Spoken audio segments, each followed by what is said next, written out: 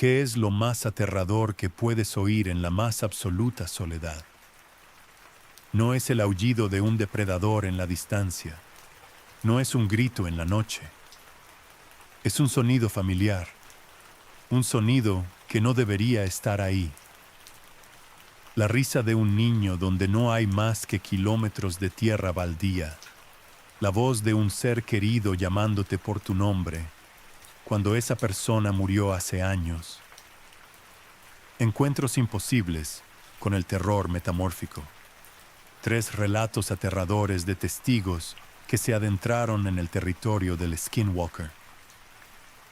Así que apaga las luces, sube el volumen y prepárate para no volver a confiar en el silencio nunca más.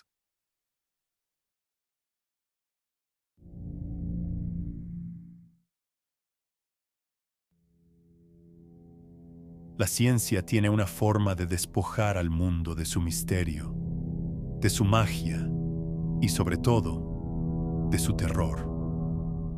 O al menos, eso es lo que yo creía. Mi nombre es Ricardo, o era Ricardo. Ahora no soy más que el eco de un hombre que le buscaba una explicación lógica a todo. Era biólogo de vida silvestre, especializado en el comportamiento de depredadores. Mi trabajo consistía en pasar meses, a veces años, en los lugares más remotos del planeta, observando, registrando, entendiendo. Era un trabajo solitario, pero me encantaba. La soledad del desierto, la sinfonía nocturna de los coyotes, la danza silenciosa de las estrellas en un cielo sin contaminación lumínica. Todo eso era mi santuario. Mi último proyecto, el que lo cambió todo, me llevó a una zona árida y olvidada en los límites de Nuevo México. Un vasto territorio de mesetas rojizas, cañones esculpidos por vientos ancestrales y una vegetación espinosa que parecía arañar el aire. Mi base era una pequeña cabaña de adobe y madera, un puesto de avanzada que el instituto me había proporcionado. Estaba a más de 100 kilómetros del pueblo más cercano, un lugar llamado Tres Cruces, que apenas era un parpadeo en la carretera. Mi objetivo era estudiar los patrones de caza y la estructura social de las manadas de coyotes locales. Había equipado a varios ejemplares con collares de rastreo GPS y había instalado cámaras trampa y micrófonos de alta sensibilidad por todo mi perímetro de estudio, un área de unos 50 kilómetros cuadrados. Los primeros 3 meses transcurrieron con una normalidad casi aburrida.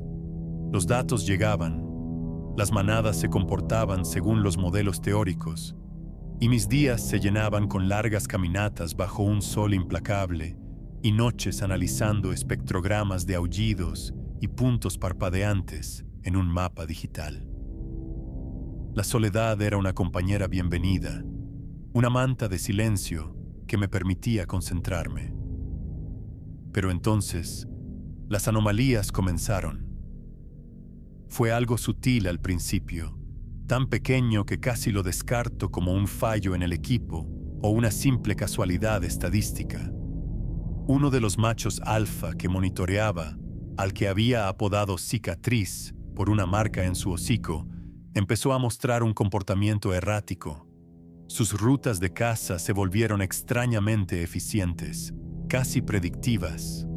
Dejaba de seguir los senderos de conejos o roedores para cortar directamente a través de la maleza hacia un punto donde, horas más tarde, una de mis cámaras trampa registraba la caída de un venado joven. Era como si supiera dónde iba a estar su presa mucho antes de que fuera posible detectarla por el olfato o el oído. En mis notas, lo describí como una eficiencia depredadora anómala. Qué término tan ingenuo y clínico para describir lo que realmente estaba pasando. Poco después, los micrófonos empezaron a captar vocalizaciones extrañas.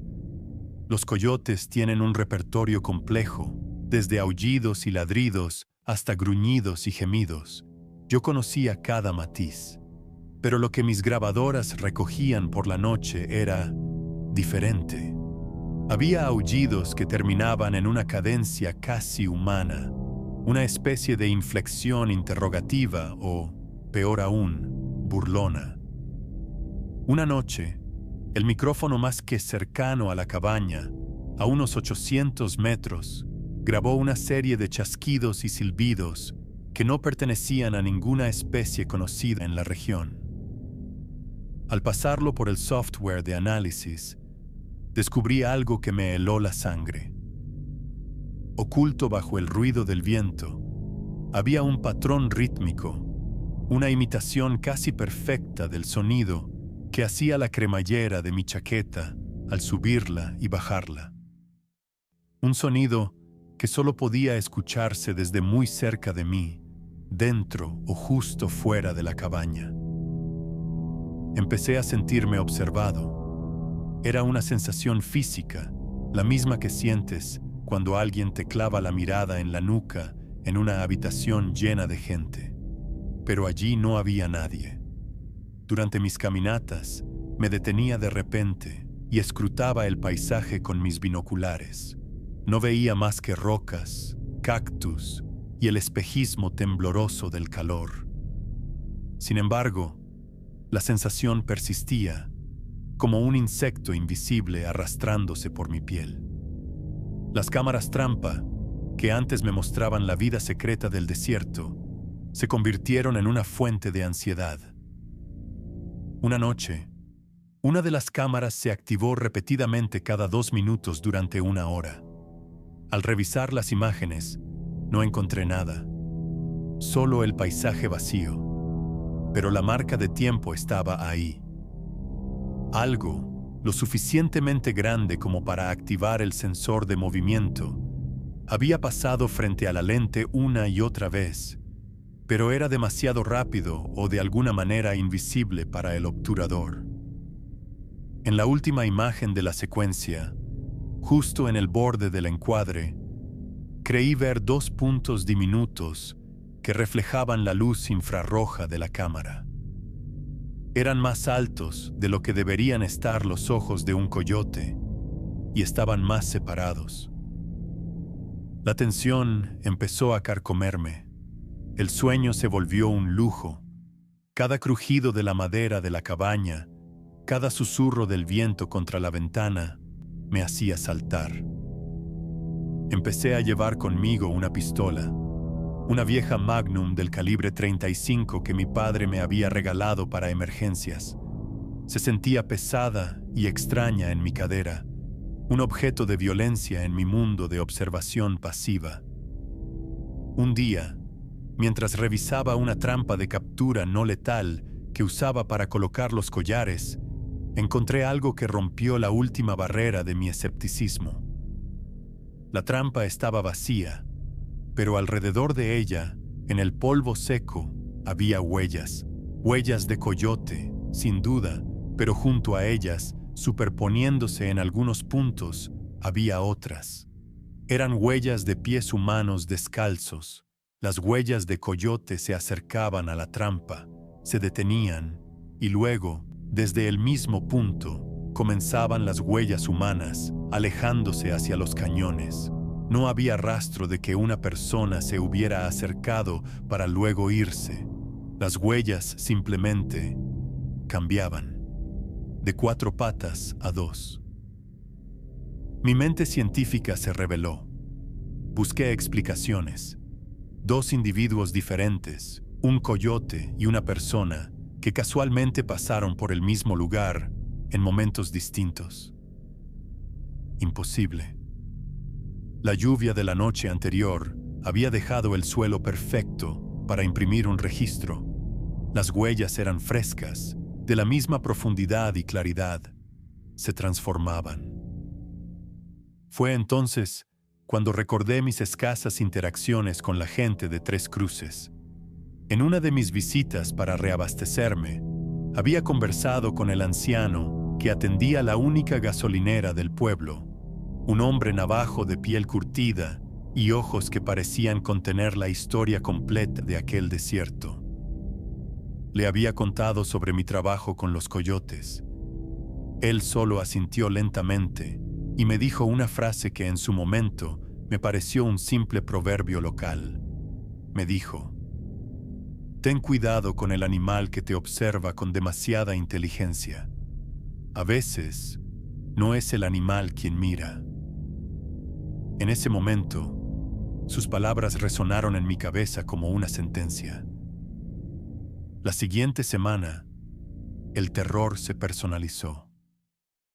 Una noche, mientras estaba sentado en mi escritorio analizando datos, escuché un ruido afuera. No era un animal. Era un golpeteo suave en la ventana. 3 golpes. Lentos, deliberados. Mi corazón se detuvo. Apagué la linterna de mi cabeza y me acerqué a la ventana, con la Magnum temblando en mi mano. La noche era oscura como la boca de un lobo, sin luna. No se veía nada. Contuve la respiración, escuchando. Y entonces lo oí. Una voz, o algo que intentaba ser una voz. Susurraba mi nombre. Ricardo. El sonido era gutural, rasposo, como el de alguien cuya garganta estuviera llena de arena y sangre, y venía de la misma dirección que el viento, entremezclado con él. Retrocedí tropezando, caí sobre una silla y me quedé allí, paralizado, apuntando el arma a la puerta. El resto de la noche transcurrió en un silencio absoluto y torturador. No dormí ni un segundo. Al amanecer, salí con una cautela extrema. No había huellas cerca de la ventana. Nada. Era como si el que había susurrado mi nombre hubiera flotado en el aire. Pero encontré algo en el porche. Sobre el felpudo había un conejo muerto. Estaba completamente despellejado, con una precisión quirúrgica que ningún depredador natural podría lograr. Su piel yacía a un lado, doblada pulcramente, como una prenda de vestir. Fue un mensaje, una declaración. Ya no estaba estudiando a una manada de coyotes. Algo me estaba estudiando a mí. Decidí que tenía que irme. El proyecto, mi carrera, nada de eso importaba. Mi cordura y mi vida estaban en juego. Pasé el día empacando frenéticamente, metiendo en cajas mi equipo, mis notas, mis pertenencias. Mi plan era esperar al amanecer siguiente y conducir sin mirar atrás. Pero mi perseguidor tenía otros planes. Esa noche, la tormenta que había estado amenazando en el horizonte durante días finalmente estalló. No fue una lluvia normal. Fue un diluvio bíblico. El viento aullaba como un alma en pena, golpeando la cabaña con ráfagas que hacían vibrar las paredes. Los relámpagos iluminaban el paisaje en destellos estroboscópicos y los truenos retumbaban tan fuerte que sentía las vibraciones en mi pecho. A la media hora, el generador que alimentaba la cabaña se ahogó y murió. Me quedé a oscuras, solo con una linterna y el sonido de la tormenta y de mi propio corazón desbocado. Fue entonces cuando comenzaron los ruidos en el techo. Eran rasguños pesados, como los de un animal grande tratando de encontrar un punto de apoyo en las tejas mojadas. Luego, un sonido de arrastre, de un peso muerto siendo movido de un lado a otro. Me acurruqué en el centro de la habitación, lejos de las paredes y ventanas, con el cañón de la Magnum apuntando hacia el techo. El haz de mi linterna bailaba con el temblor de mis manos. El ruido se detuvo justo encima de mí. Silencio. Solo la lluvia y el viento. Un silencio que era peor que cualquier ruido. Y entonces, un arañazo lento y deliberado sonó en la puerta principal. No como el de un animal. Era el sonido de una uña o una garra trazando una línea vertical en la madera. 1, 2, 3 veces. Me levanté y apunté a la puerta. Grité, con una voz que no reconocí como la mía, una mezcla de ira y pánico. ¡Lárgate! ¡Déjame en paz! La respuesta fue una risa baja y gutural que parecía venir de todas partes a la vez, llevada por el viento, filtrándose por las grietas de la cabaña. Era la misma voz rasposa que había susurrado mi nombre, pero ahora se regodeaba en mi terror. El arañazo en la puerta se intensificó, volviéndose frenético. Se unió a él un golpeteo sordo y pesado, como si un cuerpo se lanzara contra la madera una y otra vez. La puerta, hecha de pino macizo, temblaba en su marco. Vi el pomo del latón girar lentamente, primero a la izquierda, luego a la derecha. La criatura estaba probando la cerradura, con una inteligencia fría y metódica. De repente, todo se detuvo. El silencio volvió a caer, más pesado y ominoso que antes. Esperé, con cada músculo tenso. Pasó 1 minuto, quizás 5. Y entonces, un golpe violento hizo añicos la ventana de la cocina. El vidrio estalló hacia adentro, rociando el suelo. Grité y disparé instintivamente hacia el sonido. El rugido de la Magnum en el espacio cerrado fue ensordecedor. El fogonazo me cegó por un instante. Cuando mi visión se aclaró, apunté el haz de la linterna hacia la ventana rota. Asomada por el marco destrozado, vi una cabeza. No era ni de coyote ni de hombre. Era una abominación, una pesadilla a medio camino entre las dos cosas. El hocico era alargado y oscuro como el de un coyote, pero los ojos, Dios mío, los ojos eran humanos. Brillaban con una luz propia, una luz amarilla y maligna, llenos de una inteligencia y un odio que me paralizaron. El pelo negro y enmarañado le caía sobre la frente, y sus labios se retiraron para mostrar una dentadura que era una mezcla imposible de colmillos de bestia y molares humanos. Abrió la boca, y de ella no salió un gruñido, sino una palabra. Mi nombre, Ricardo, dicho con mi propia voz. Era una imitación perfecta, el mismo tono, la misma cadencia que yo usaba. Había estado escuchándome, me había estado estudiando. Disparé de nuevo, y otra vez, vacié el revólver en esa cara infernal. La criatura emitió un chillido agudo, un sonido que era a la vez el de un animal herido y el de un hombre gritando de dolor, y desapareció de la ventana. No me moví. Me quedé allí, en la oscuridad, escuchando solo el zumbido en mis oídos y la lluvia que ahora entraba por el agujero de la ventana. No recargué el arma. Sabía que era inútil. Si esa cosa quería entrar, entraría. Pero no lo hizo. La noche se consumió lentamente. La tormenta amainó, dando paso a una llovizna suave. Y finalmente, una línea gris pálido apareció en el horizonte. El amanecer. Nunca en mi vida había deseado tanto la luz del sol. Cuando hubo suficiente luz, salí. El aire estaba limpio y frío.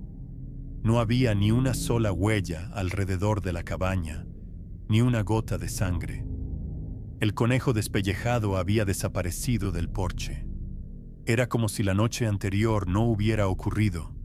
Si no fuera por la ventana rota y los agujeros de bala en la pared, habría pensado que me había vuelto loco. No empaqué nada más. Dejé allí todo mi equipo, mi investigación, mi vida anterior. Subí a mi camioneta, con las llaves temblando en mi mano, y conduje. No miré atrás. Conduje durante 18 horas seguidas, hasta que el desierto de Nuevo México fue solo un mal recuerdo en el espejo retrovisor. Nunca volví. Renuncié a mi trabajo. Me mudé a una ciudad anónima en el norte, una ciudad rodeada de hormigón y acero, tan lejos de la naturaleza como pude llegar. Nunca le conté a nadie la historia completa. ¿Quién me creería? Dirían que fue el estrés, la soledad, una alucinación. Pero yo sé lo que vi, sé lo que oí. A veces, por la noche, cuando el viento sopla de cierta manera contra mi ventana, me parece oír un susurro gutural y rasposo que dice mi nombre. Y en las noches de insomnio, me persiguen esos ojos humanos en la cara de una bestia. La ciencia no tiene todas las respuestas. Hay cosas en los rincones oscuros del mundo, cosas antiguas y hambrientas, que desafían toda explicación. Yo lo sé, porque una de ellas aprendió mi nombre, y no creo que lo haya olvidado.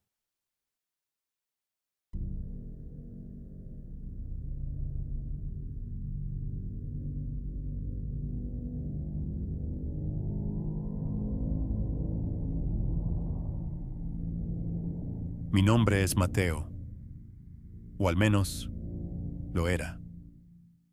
Ahora no estoy seguro de quién soy, o qué parte de mí sigue siendo mía. Soy ecólogo de paisajes sonoros, o, de nuevo, lo era. Mi trabajo, mi pasión, consistía en viajar a los lugares más remotos e intactos del planeta para capturar su voz, el sonido puro de la naturaleza sin la cicatriz del ruido humano. Buscaba el silencio primigenio, la sinfonía de la vida salvaje en su estado más puro. Irónicamente, fue en la búsqueda de ese silencio que encontré un ruido que destrozó mi cordura. Mi última expedición, hace 6 meses, me llevó a una vasta extensión de terreno árido y cañones en los límites de Arizona y Nuevo México, un lugar que los mapas apenas nombran y que los lugareños evitan. Lo llamaban la Cuenca de los Huesos Secos. El nombre debió ser mi primera advertencia. Para mí, era el paraíso. Millas y millas de nada más que roca roja, arbustos de salvia y un cielo tan grande y azul que te hacía sentir como un grano de arena. Mi objetivo era instalar una serie de micrófonos de alta sensibilidad para realizar una grabación continua de 24 horas, capturando el ciclo completo de la vida acústica del desierto. Llegué en mi camioneta, un vehículo robusto cargado con equipo que valía más que mi casa. El último vestigio de civilización fue un anciano en una gasolinera a unas 100 millas de mi destino. Tenía la piel como cuero agrietado y los ojos nublados por el tiempo. Vio mi equipo en la parte trasera. No me preguntes por qué, pero me advirtió. No con pánico, sino con una resignación cansada. Me dijo que hay silencios que es mejor no escuchar, porque a veces algo escucha de vuelta. Mencionó viejas historias sobre los que caminan en pieles ajenas, los que roban voces para atraer a sus presas. Lo agradecí con una sonrisa condescendiente, el típico científico que cree que los mitos son solo el óxido de la ignorancia. Para mí, un skinwalker, un nahual, eran cuentos de fogata. El único monstruo real en el desierto era la deshidratación. Las primeras 48 horas fueron exactamente lo que esperaba. La soledad era una bendición. Monté mi campamento base, una tienda de campaña de alta tecnología, y a unos 200 metros de distancia, En un pequeño promontorio rocoso, instalé mi equipo principal. Un conjunto de 6 micrófonos dispuestos en un patrón hexagonal, conectados a una grabadora de estado sólido y alimentados por un panel solar. La calidad del sonido era exquisita. Durante el día, el viento era el director de orquesta, silbando a través de los cañones, haciendo susurrar a la Artemisa.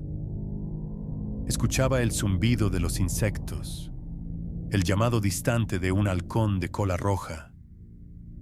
Era perfecto. La primera noche fue mágica. Me senté con mis auriculares puestos, escuchando la transmisión en vivo de mis micrófonos. El desierto cobra vida en la oscuridad. El coro de los coyotes comenzó al anochecer, una llamada y respuesta salvaje y hermosa. Escuché el batir de las alas de un búho, tan cerca que pude sentir el aire moverse. Escuché el trote nervioso de una manada de pecaríes. Cada sonido era un dato, una pieza del rompecabezas ecológico que estaba armando. Me fui a dormir sintiéndome el hombre más afortunado del mundo. A la mañana siguiente, revisé las grabaciones de la noche. Y ahí fue donde todo comenzó. A las 3:07 de la madrugada, en medio de los aullidos de los coyotes, había una anomalía. Uno de los aullidos estaba mal. Era perfecto, tonalmente idéntico a los demás, pero mi software de análisis espectral detectó una resonancia extraña, una frecuencia subyacente que no era orgánica. Parecía casi sintética. Lo atribuí a una interferencia de radio, a un error del equipo. Era la única explicación lógica. La segunda noche, la sensación de soledad dichosa empezó a agriarse, a convertirse en una soledad incómoda. El sol se puso y el frío del desierto se instaló. De nuevo, me puse los auriculares. La sinfonía comenzó, pero esta vez sentí una extraña disonancia. Alrededor de la 1 de la mañana, escuché el llamado de un búho cornudo, un ulular profundo y resonante. Pero luego, el llamado se repitió desde otra dirección y luego desde otra, rodeando mi campamento. Lo extraño es que el sonido no se movía. Eran llamadas estacionarias, como si 3 búhos diferentes me estuvieran triangulando. Los búhos son territoriales. Esto era un comportamiento antinatural. Y entonces, uno de los ululares se quebró. Se transformó, a mitad de sonido, en el chillido de un conejo atrapado. Un sonido agudo y desesperado que se cortó abruptamente. El silencio que siguió fue más pesado y profundo que cualquier otro que hubiera experimentado. Los coyotes callaron. Los insectos dejaron de zumbar. Todo el desierto contuvo el aliento. Y yo también. Mi corazón latía con fuerza contra mis costillas. Intenté racionalizarlo. Quizás un depredador, un lince, estaba cazando. Pero la transición del sonido era imposible.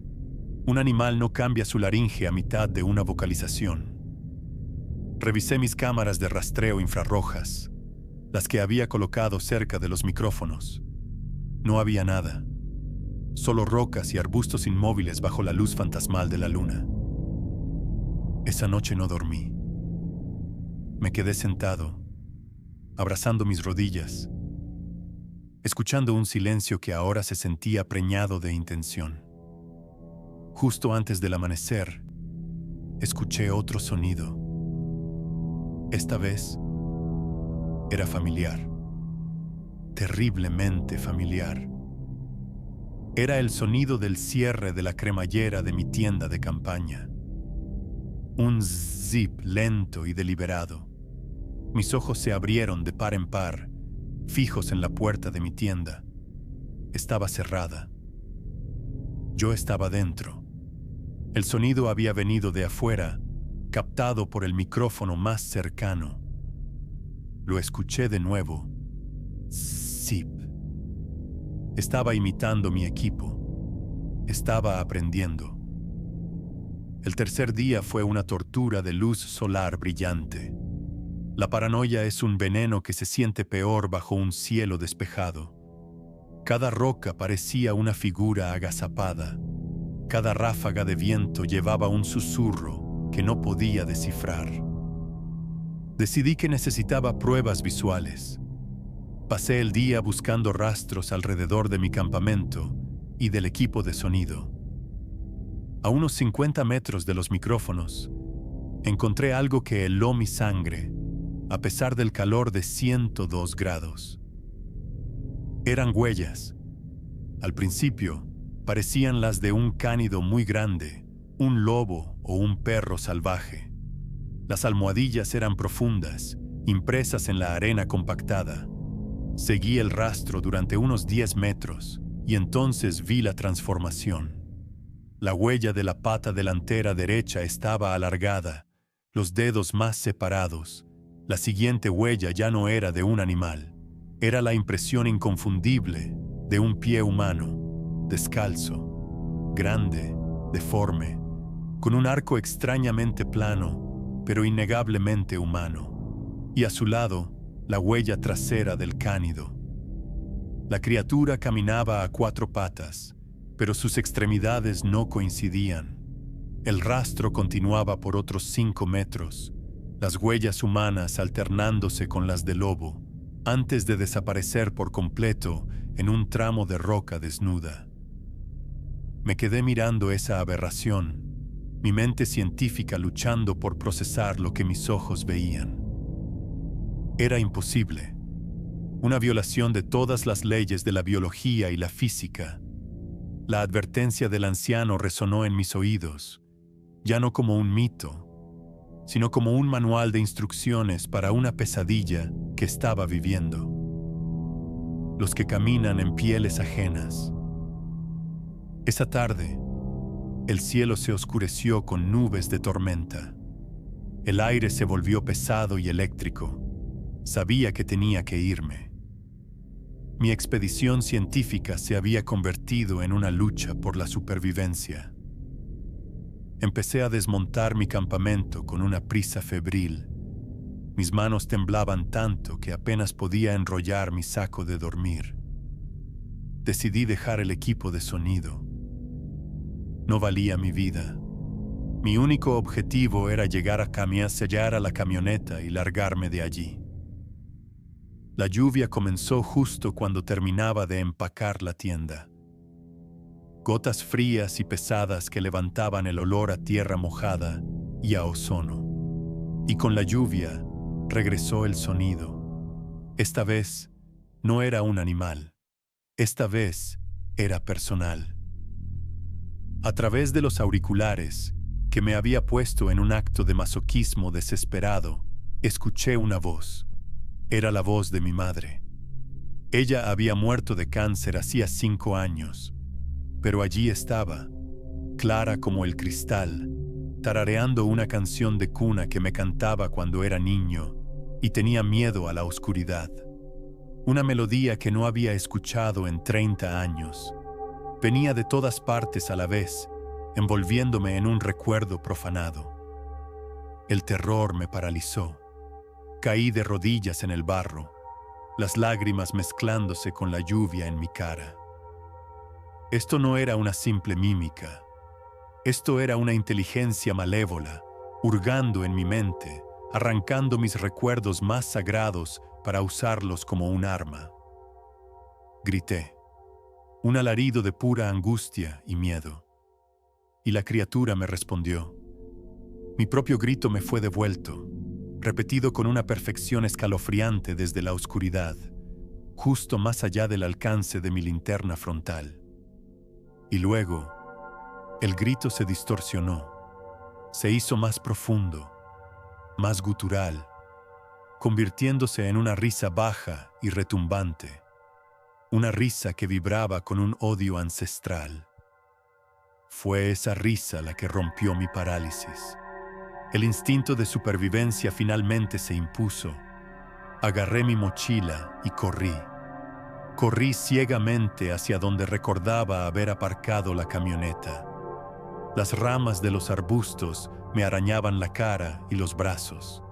El suelo resbaladizo me hacía tropezar. Detrás de mí, lo oía.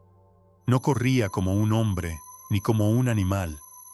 Era un galope pesado y antinatural, el sonido de huesos que se dislocaban y recolocaban con cada zancada. Un chasquido húmedo y nauseabundo que se acercaba cada vez más. No me atrevía a mirar atrás. Sabía que si lo hacía, mi mente se quebraría. La voz de mi madre volvió a sonar, esta vez no cantando, sino gritando mi nombre, suplicando que la esperara, que la ayudara. Usaba mi amor como un ancla para arrastrarme al infierno. La camioneta apareció frente a mí, un santuario de acero y vidrio en medio de la locura. Mis dedos torpes buscaron a tientas las llaves en mi bolsillo. El sonido de los huesos quebrándose estaba justo detrás de mí. Podía olerlo. Un hedor a pelo mojado, a tierra de tumba y a carne rancia. La llave entró en la cerradura. Abrí la puerta y me lancé dentro, cayendo sobre el asiento del pasajero. Al girarme para cerrar la puerta, la vi, solo por un segundo, iluminada por un relámpago que partió el cielo en dos. No era un hombre ni un lobo, era ambas cosas y ninguna. Su cuerpo era largo y demacrado, cubierto de un pelaje oscuro y apelmazado, pero la piel estaba estirada sobre una anatomía vagamente humana. Se sostenía sobre unas patas traseras dobladas en un ángulo imposible, como las de un perro, pero terminaban en pies humanos cubiertos de mugre. Sus brazos eran largos y delgados, con manos que eran casi garras. Pero la cara, Dios, la cara, era un hocico alargado, como el de un coyote, pero dentro de esa parodia de rostro animal brillaban dos ojos, ojos humanos, pequeños, inteligentes y llenos de un odio tan puro y antiguo que me quemó el alma. No había nada de animal en esa mirada, era la mirada de un demonio. Cerré la puerta de golpe un instante antes de que impactara contra ella. Un golpe ensordecedor abolló el metal. Arranqué el motor. Mis manos resbalaban en el volante. La criatura golpeó el cristal del conductor con una fuerza increíble. La ventana se agrietó en una telaraña de fracturas. Puse la marcha atrás y pisé el acelerador a fondo. Los neumáticos chirriaron en el barro mientras la camioneta se lanzaba hacia atrás. La criatura saltó a un lado con una agilidad antinatural y comenzó a correr a la par del vehículo, sus ojos fijos en los míos a través de la ventanilla agrietada. Conduje como un loco a través del desierto, sin seguir ningún camino, solo huyendo de la cosa que corría a mi lado, un borrón de pesadilla en la noche tormentosa. Finalmente, al llegar a mano a un terreno más abierto, logré ganar velocidad. La figura se fue quedando atrás, pero no sin antes lanzar un último aullido. Un aullido que era una mezcla de lobo, de hombre y del chirrido de metal retorciéndose. Una promesa. No paré de conducir hasta que vi las luces de la civilización. Llegué a la misma gasolinera al amanecer, cubierto de barro, temblando incontrolablemente, con la camioneta abollada y agrietada. El mismo anciano estaba allí. Me miró, luego a mi camioneta, y simplemente asintió, como si viera aquello todos los días. No dijo nada. No tenía que hacerlo. Han pasado 6 meses. Ya no soy científico. Entregué mi renuncia. Vendí mi casa. Ahora vivo en un apartamento en el centro de una ciudad ruidosa, un lugar sin silencio. Pero no sirve de nada. Dejé mis grabadoras allí, en la cuenca de los huesos secos. Están encendidas, transmitiendo. A veces, por la noche, cuando el miedo es insoportable, abro mi portátil y accedo a la transmisión en vivo. Lo sé, es una locura. Es como si una parte de mí necesitara saber que sigue allí. La mayoría de las noches solo oigo el viento, pero a veces, en medio de la estática, oigo sonidos. El cierre de mi vieja tienda de campaña, la risa distorsionada, y hace una semana, a las 3:07 de la madrugada, escuché algo nuevo, un sonido que me hiela los huesos y me hace ovillarme en un rincón. Un sonido que no debería poder captar un micrófono a cientos de millas de distancia. Es el sonido inconfundible del teclado de mi portátil, el mismo en el que estoy escribiendo esto ahora.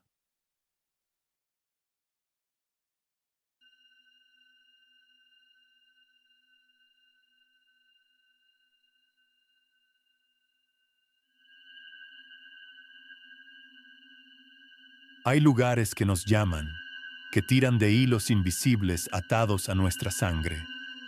Yo no creía en esas cosas. Para mí, la sangre era solo un fluido biológico y las raíces eran algo que las plantas tenían para no caerse. Mi mundo era el de las galerías de arte, el olor a disolvente y café expreso, las líneas limpias de la arquitectura moderna. Pero la muerte de mi abuela me obligó a regresar al lugar del que mi madre había huido décadas atrás. San Jerónimo de las Aguas, un pueblo perdido en las sierras de Oaxaca, un lugar donde el tiempo no corre, sino que se filtra, espeso y verde, como la humedad que lo impregna todo. Vine a vender la casa, a liquidar una herencia de tierra y recuerdos que no me interesaba. La casa era una construcción antigua, de gruesos muros de adobe que siempre se sentían frescos, techos de teja roja manchados de musgo y un patio central donde las bugambillas sangraban un color fucsia violento. Olía a madera vieja, a flores marchitas y a las hierbas que mi abuela, curandera y partera del pueblo, siempre tenía secando en la cocina. El aire mismo era pesado, lleno del canto incesante de las chicharras y el murmullo constante del río que daba nombre al pueblo. Y luego estaba el ahuehuete. Dominaba el paisaje al fondo de la propiedad de mi abuela, justo en la ribera del río. Era un árbol colosal, un verdadero titán antediluviano. Su tronco era tan grueso que se necesitarían 10 personas para rodearlo. Sus ramas se retorcían hacia el cielo como los brazos de un dios antiguo, y sus raíces, expuestas y nudosas, se aferraban a la tierra como las garras de una bestia. La gente del pueblo lo trataba con una reverencia que rozaba el miedo. Nadie pescaba ni nadaba cerca de su sombra. Decían que el árbol era un guardián, que tenía memoria. Yo, en mi arrogancia citadina, lo veía solo como un espécimen botánico impresionante. Los primeros días los pasé en la tediosa tarea de clasificar una vida entera. Ropa que olía a naftalina, fotografías en sepia de rostros que no reconocía, y cientos de pequeños remedios y amuletos. Fue en el fondo de un viejo baúl de cedro donde encontré sus diarios. Eran varios cuadernos de cuero, con las páginas amarillentas y quebradizas. La caligrafía de mi abuela era apretada y elegante, pero lo que escribía era desconcertante. Mezclaba el español con frases en una lengua indígena que no pude identificar.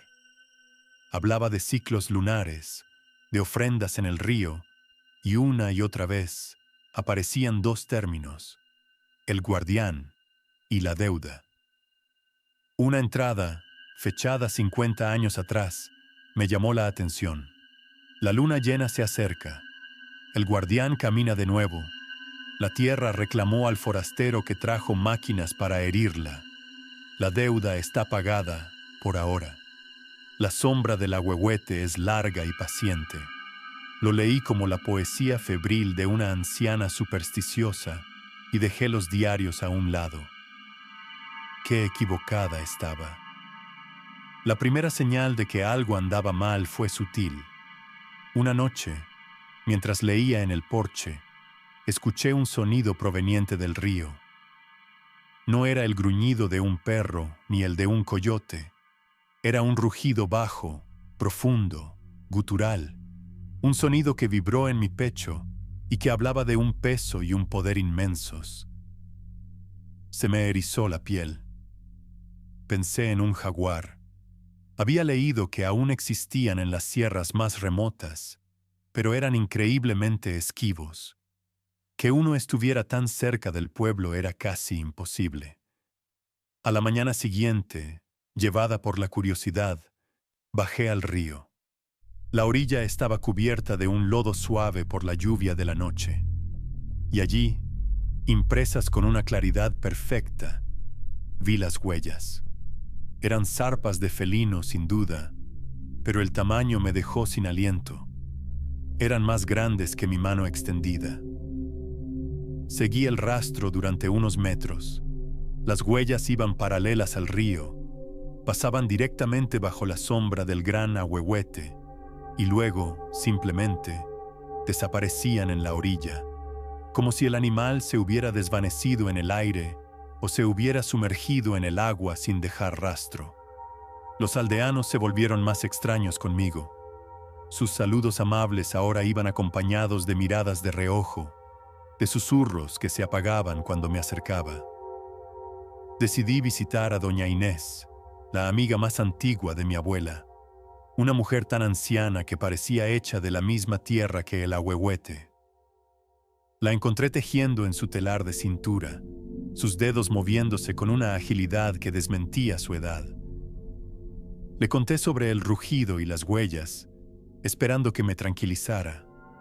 En lugar de eso, su rostro se puso serio. Dejó de tejer y me miró con sus ojos oscuros y profundos.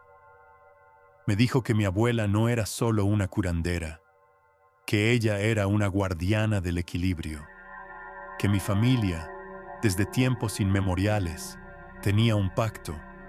Nuestra tierra era fértil, nuestro ganado no enfermaba y el río nunca se secaba porque estaba protegida por una entidad antigua, un nahual, un espíritu poderoso que podía caminar como hombre o como jaguar. La sombra del ahuehuete lo llamó. Yo me reí, una risa nerviosa y condescendiente. Le dije que esas eran leyendas, cuentos para asustar a los niños. Su respuesta me heló. No es un cuento, niña. Es una promesa. Y las promesas exigen un pago. Tu abuela entendía el pago. Honraba al guardián. Ahora que ella no está, el equilibrio es frágil. Pocos días después, llegó un hombre a San Jerónimo. Era un ingeniero, representante de una empresa constructora que quería comprar varias parcelas, incluida la de mi familia, para construir un complejo turístico. Era un hombre ruidoso, arrogante, que trataba a los aldeanos con desdén y se burlaba abiertamente de sus supersticiones. Le dije que mi tierra no estaba en venta. Él sonrió, una sonrisa llena de dientes y desprecio, y me dijo que todo el mundo tenía un precio. Se instaló en la única posada del pueblo y empezó a hacer mediciones cerca del río, ignorando las advertencias de la gente. Una noche, el rugido volvió, esta vez más cerca, más furioso. Sonó como si viniera del patio trasero de la casa. Cerré todas las puertas y ventanas, mi corazón latiendo con fuerza contra mis costillas. A la mañana siguiente, el ingeniero había desaparecido. Su habitación en la posada estaba intacta, su camioneta aparcada en la plaza. Simplemente se había esfumado. La policía estatal vino, hizo algunas preguntas y se fue, tan desconcertada como impotente. Pero los aldeanos sabían. Vi cómo se miraban unos a otros. La deuda está pagada. Recordé las palabras de mi abuela. El miedo empezó a arraigarse en mí. Releí los diarios de mi abuela con una nueva perspectiva, una perspectiva aterradora. Las entradas crípticas ahora tenían sentido. Describían cómo el guardián, el Nahual Jaguar, protegía la tierra de amenazas externas. Un bandido que asolaba el camino, un terrateniente codicioso, un sacerdote que quería derribar el ahuehuete. Todos habían desaparecido, reclamados por la tierra. Mi abuela no era una simple testigo. Ella era cómplice. Realizaba rituales, dejaba ofrendas de tabaco y copal, y a veces sangre de gallina a los pies del árbol.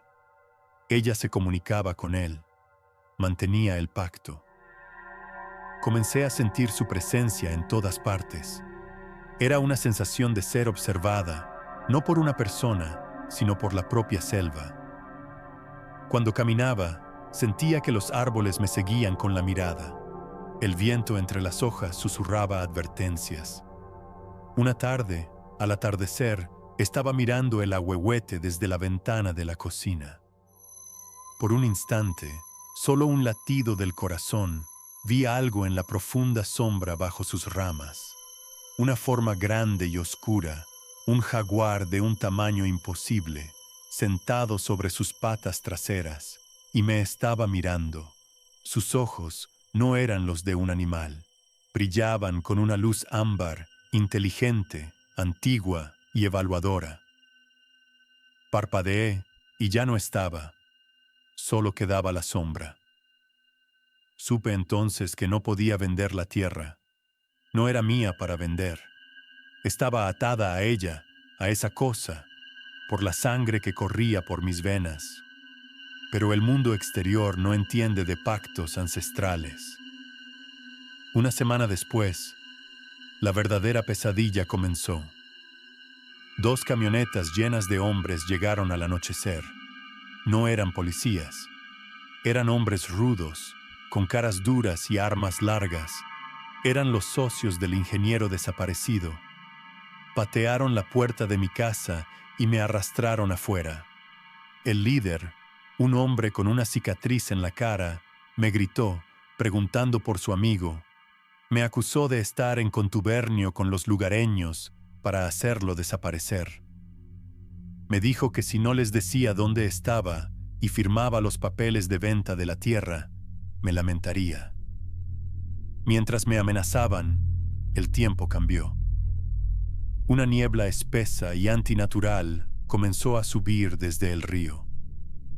No era una niebla normal, era densa, fría, y se movía con una velocidad y un propósito inquietantes. En menos de 5 minutos, lo envolvió todo, reduciendo la visibilidad a apenas un brazo de distancia. Los hombres se pusieron nerviosos, encendieron las linternas de sus teléfonos, pero los haces de luz apenas penetraban el manto blanco. Y entonces, desde el corazón de la niebla, llegó el rugido. No fue un solo rugido, fue una sinfonía de terror. Un rugido a la derecha, un gruñido a la izquierda, el sonido de un cuerpo pesado moviéndose a una velocidad imposible a través de la maleza. Los hombres empezaron a gritar, a disparar a ciegas contra las sombras que se movían en la periferia de su visión. Yo estaba en el suelo, paralizada de terror, no por los hombres, sino por mi supuesto protector. No era un guardián noble, era una fuerza de la naturaleza, primordial y violenta. Oí un grito ahogado, seguido del sonido de algo siendo arrastrado hacia la oscuridad. Luego otro. Las luces de los teléfonos bailaban frenéticamente y luego se apagaban una a una. Escuché el crujido de huesos, el sonido húmedo de la carne desgarrada, y por encima de todo, ese rugido aterrador que a veces sonaba tan cerca que podía sentir su vibración en el suelo. El líder de los hombres, el de la cicatriz, me agarró, usándome como escudo humano. Apuntó su rifle hacia la niebla, gritando blasfemias. De repente, una forma masiva se materializó frente a nosotros. Era el jaguar. Era más grande de lo que recordaba, su pelaje oscuro casi negro en la penumbra. Sus ojos ambarinos estaban fijos en el hombre, ardiendo con un odio frío. No me miró a mí. Me ignoró por completo, como si yo fuera una parte irrelevante del paisaje. El hombre disparó. El estruendo fue ensordecedor. La bestia ni se inmutó. Se abalanzó hacia adelante con una velocidad que desafiaba la física.